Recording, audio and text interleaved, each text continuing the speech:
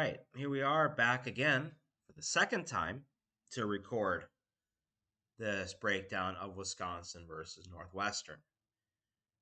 My recording software decided not to work last time. I don't know, maybe I pushed the wrong button. Who knows? It's just been one of those weeks. All right, so again, like the Indiana game, don't have the full game. To be honest, right now I'm not in the business to be paying to watch these games full. Uh, it's not fun.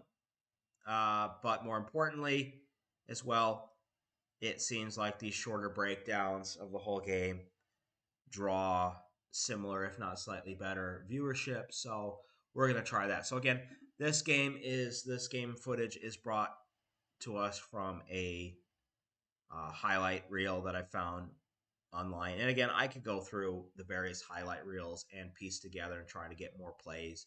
But I think these 3 plays that we're going to see here today are a good cross section of the team, how we're playing this year, how we played against Northwestern. So nothing needs to change. So again, we're going to be jumping around throughout the game, and we'll see what we can see. All right, so here we go. We're in a 3rd and 4 situation, starting in a 2x2. We're motioning from a 3x1. And we're 10 personnel. We're going to see a lot of 10 personnel in this game, and I think the more 10 personnel that we're seeing in this game is an indication of where the coaching staff wants to go going forward. Excuse me. I think a lot of this season has been an audition, and the current coaching staff showing good faith in the roster that we have to try to get everybody who is here still involved in their current roles. And I think you're starting to see that that might not be what's best going forward. I think the tight ends have really underproduced. Now, again, not much we can say when the fact that we're on our Hayden Rucci is our 3rd string tight end, 4th string tight end. If we want to be specific, Tucker Ashcraft is a true freshman. Riley Nokowski is a fullback coming off an injury. So it is what it is. But here we are in a 3rd and 4th situation, motioning the 2x2. Okay, little switch, stack release, whatever we want to call it, top of the screen. Inside release, get vertical, go to the corner, short corner from DK. Okay, that's a nice route, creating the space underneath to throw the quick out. We're isolating here. And what we're hoping, if we get rid of this ball a little bit earlier, this safety can't come downhill on it. But there's a slight hesitation, and let's see if we can figure out. I think it's probably because Tanner's a little bit worried that this defensive end out here is going to turn the corner on Jack Nelson and pop him in the nose. So that slight hesitation is there. Got the ball out. Good job of Pauling to come down with the ball and take the hit. Have to land flat on his back. That hurts, but it's a nice catch. Okay, moving on. And, yep. Sorry, caught the clip in between. All right, 2x2. Got the tight end in running play action. With this cross, I really like this concept, and they ran this quite a few times in this game. So running slot receiver under nickel over the linebacker, and then flattening out, waiting for it to open, and that's a nice ball. And really good to see a lot of Vinny Anthony in this game, and a lot of Vinny Anthony used in different spots. He's a type of player that, skill set wise, is a good fit for this offense. Okay, we're also going to see later in this game why maybe he hasn't been playing. But this is not bad. Okay, play action, keeping the extra guys in certainly helps. Give us the time. The ball's there. That's a good throw. Okay, motion to 2x2. Again, Vinny Anthony's still in the game. Little quick pitch. Okay, and I think this is pretty much the extent of Braylon Allen's participation in this game. Absolutely zero burst. Short side of the field, running quick toss. Okay? Stick the foot in the ground and run hard to the stick. Okay? So he is either still hurt or he has zero effort. I will let you make your own assumption of what's going on here. Okay, and this is, I like this kind of scheme. This is a cross read. Okay, so we're selling outside zone one way, we're pitching it the other, just to try to catch the defense off guard and be able to quickly turn the corner. Okay, we didn't turn the corner. Okay, in a 3rd and 8 situation now, condensed 3-by-1 and pass protection failure. Let's take a look at this. And this is Riley Nelson. Riley Nelson. God, good Lord. Think of that player. Riley Mahlman letting a faster, more agile player get up to speed. You can't give him this much space. Okay? I don't know what they're taught, if they're taught to get their hands on quickly, if they're taught how their set is, whatever. But when there is this bad of a speed differential, you can't let him gather full speed and get you in a position where you're going to cross your feet over. Because as soon as you cross your feet over, boom, we're going to step inside because you can't recover. Okay, and again, Riley Mahlman is so top heavy that once he gets his upper body turned one way, it can't come back with any kind of power. And that leads to the sack and kills that drive. What should have been a touchdown drive ends up a field goal. All right, next drive, Northwestern has scored. We're in a 2-by-2, 10 personnel again. Okay. So we're running basically all curls.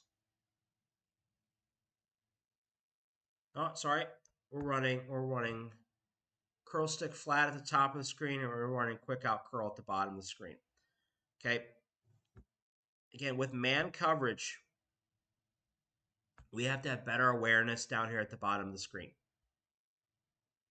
Okay, Bryson Green's too worried about pushing off of his corner that he's not paying attention to who's covering the slot receiver. So he's got to carry this deeper to get around. And he should see this by the leverage, but he doesn't. And he ends up just running into the slot. And I think that's what kills this, because if he doesn't run into this safety linebacker, I think he catches this and there's a little bit of space for him to get to the hash mark and turn upfield. All right, next drive. Play action. Okay, this is not bad. Okay, Furtney getting out there, getting out in space. Nobody to block. They only bring 4. We're protecting with 6. Okay, routes.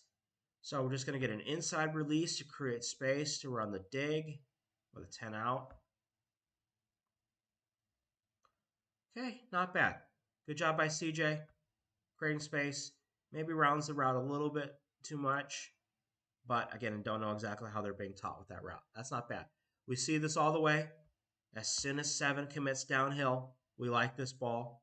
If 7 sits there, we're coming back for the crosser with Skylar Bell. All right, but this is good.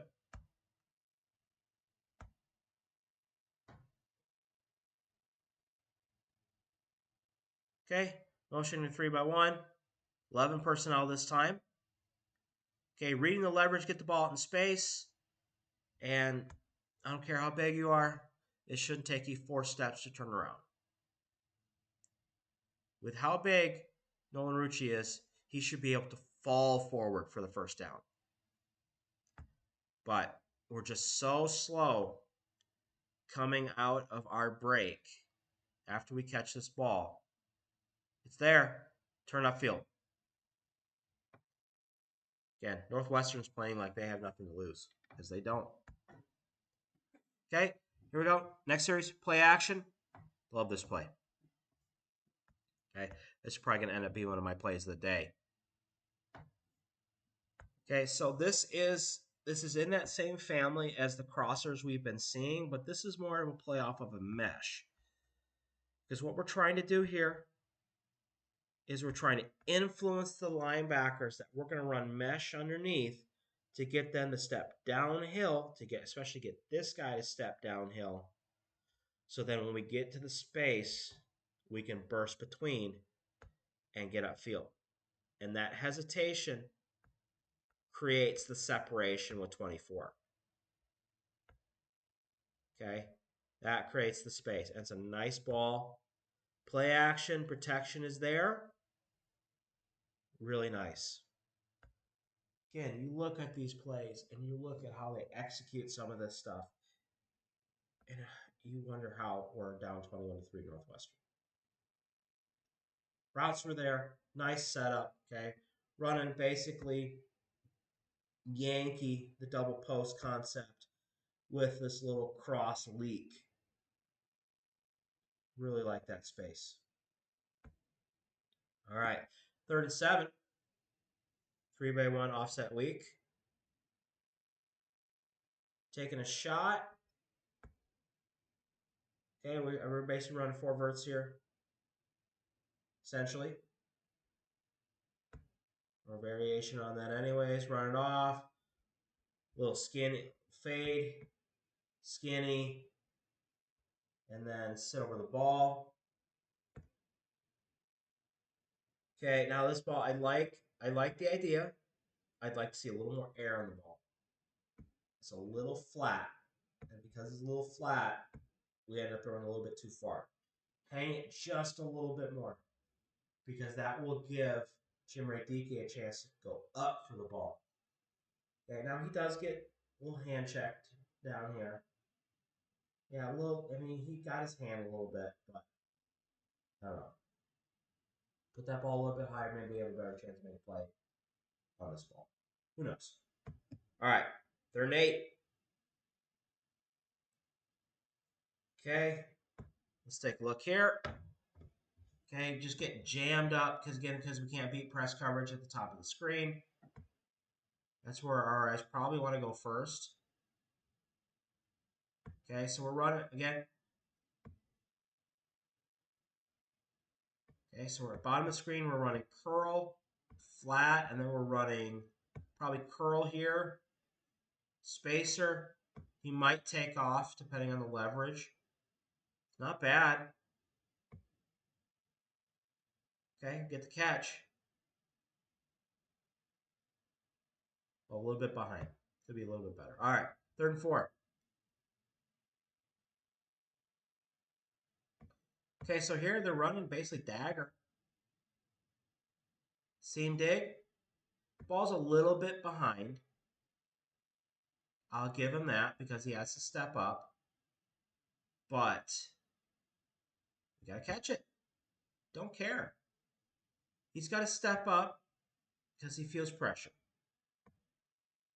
Because again, now a little push there by Malman at the end saves this. But he gets the edge, what causes him to turn up. But we got to catch it. Slightly behind, we still got to catch it. All right, another 3rd and 7 situation. Okay, we're going to try to run the crosser this time. This time we're running it with the tight end. And you can see the difference. I mean, Rucci powers down as he gets to the middle of the field because he's so unaware with running in space. He's just waiting. Come on, get there, get there, get there, get there. Not there. All right, now we have to go to the outlet. Okay, and we're running the top off the ball here, running the slot to the sticks. We get the 1st down. Okay, another 3rd and 6 situation. Okay. And we're running package here. Okay, so we got fade outs. And we're reading the body language of this inside linebacker. It's a little late move. All right, I can beat him.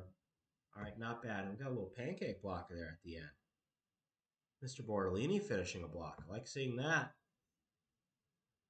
Okay. Katie Iacomelli sticking in there and blocking that linebacker. It's a great job. It's a great play. Again, see execution like that, you're wondering why we're down 24-3. Okay. Down in the low red zone, we've got RPO here. And this is killed by this little hesitation step that is caused. A little hesitation. What's causing it? It's probably this defensive tackle that ends up beating Bordellini. Also, probably this end who beats Mullman. Again, it's run blocking. Just wall their asses off. But that little hesitation allows that linebacker who's sitting in the low hole, who's chasing after Cade Giacomelli, to readjust his eyes and find the football. He's lucky. We're lucky that's not intercepted. Route was there. Call was there. Okay, 4th and 4. Okay, and this is a situation that's kind of showing us a little bit of why Vinny Anthony maybe hasn't been playing. Okay, it's man. They know it's man. He needs to bring this route down a little bit and avoid this contact that he gets. There's no need. Just run into the corner. And then the little hesitation that's caused by that when he runs into the safety kills it. Just got to run. Flatten it a little bit. Okay? A little step out, a little step in to get that break. But he just runs straight at him. And he's just sitting there waiting for him to make a move. Not much you can do there. All right, another situation. 3rd and 9. And pass protection just completely dies. And why? Because Jack Nelson gives up too much separation. He's too top heavy, so when his rusher goes inside, he leans over his feet, topples over, and essentially gets in the way of Joe Huber, who is taking the first guy on this little stunt action. There's nothing Huber can do. He gets blocked by his own teammate. Okay? Nelson gets back quickly, but he creates too much separation. When you're this big and this slow, you don't want separation. You want to control him. And Mullman gets beat at the end to add insult to injury. Ugly. Ugly, ugly, ugly. All right. Next drive. We're into the 4th quarter now. Okay, 3rd and 1. We're a little inside G lead. Okay, we haven't seen many run plays in this highlight because the run game was pretty much non-existent. I think they're averaging less than 4 yards a carry, and that includes a couple of Tanner's big runs. But not bad. Huber gets out there. Our down blocks are pretty decent. Okay, and then a nice hard run by Jackson Aker to finish the run and get extra yards. All right, not bad. That's probably about the highlight of the offensive line for the day. All right, inside zone. Okay, this isn't so much on the offensive line. This is a little hesitation step that Jackson takes right there. That I think this hits if he just runs. Come downhill at the A gap. It's not there. Okay, you can't cut back. There's nothing to cut back into by the D-line alignment. Just burst to the B gap. Okay, that's a lot of work for a yard when if he would have just kept running, he probably would have had a clean shot to get through the gap. Okay, 2 by 2. Okay, sit down there. Let's take a look at the routes. I think we're just running just running curls, top of the screen. We got takeoffs at the bottom, most likely. Can't see by body language, but we're just running to the sticks. We're going to break down, come downhill, okay? And then come downhill with authority that we can run to the sticks, come back, and then turn up field and gain 3 yards. That's what happens when you run these curl routes, these stick routes properly. Burst, break down, come downhill. Now you have space to turn around.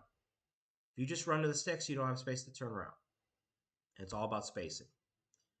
Okay, 2nd and 5. And we fumble. Ugh. Again, I think this is, you could say this is probably Tanner trying too hard. He's been trying hard all season. I'll give him credit for that. And you listen to his comments after the game, I think he wishes some of his teammates tried as hard as he did. Okay? This is just not having good ball security. Not much more you could say about that. Okay? When you got a bad hand, you run with 2 hands on the ball in that situation. He knows it. He knows it. All right. Next series. 2nd and 3 situation here. Okay? Running sit, curl, throw the ball down the middle.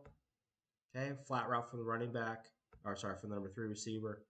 Find the space, and again, you hit it, you come downhill, create the space, and gives you space to turn around. And if you burst on the turnaround, you can gain yards. This is the execution that we've been wanting all season. That's how you run these. So you're perfectly capable.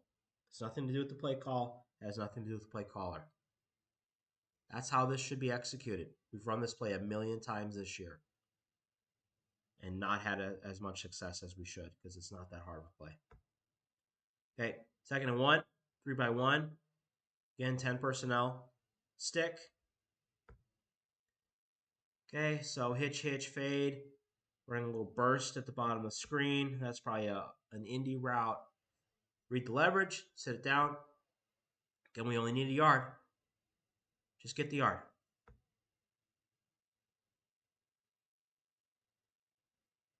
Okay, throw it low and away where only your receiver can catch it.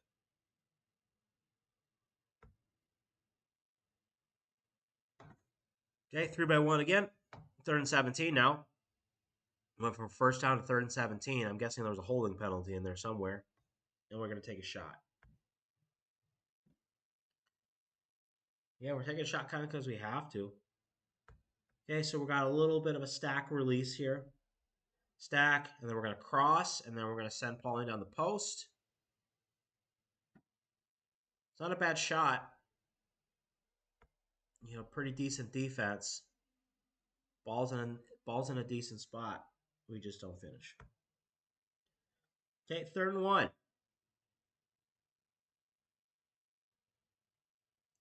Again, waiting for stuff to develop. When we have pass protection, we have time for this. Okay, so we're running the cross, and then we're going to look to sit once we get through the window. Okay, and this is the variation of what we've been working before. Okay, I think the route out here by Skyler holds what we're looking for, holds the defenders, and then instead of continuing through and up and over, Pauling sits down.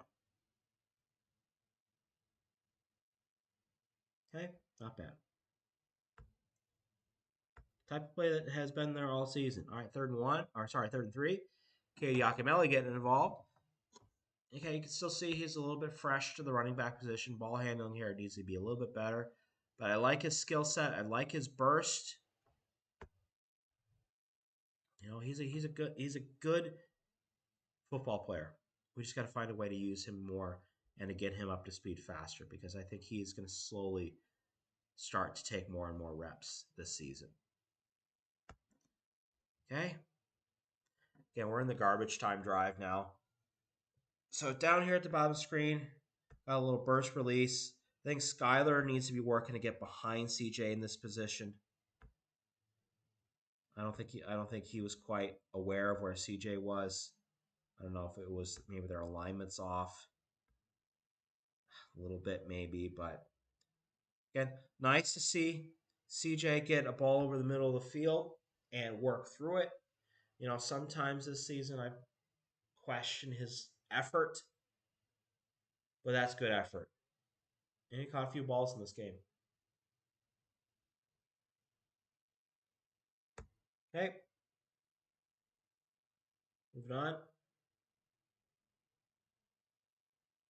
Okay. So running them again, we're running mesh with the X and the Y. We're running the H to a kind of a hunt route. Get to the middle of the field, find space, sit down. Again, playing off of that crosser that he's been running all day. Now they're keeping that extra safety back sitting over there, and he sits down. Again, it's 38 seconds left in the game. Doesn't really matter, but it shows how these plays build off of each other. Okay, 33 seconds left.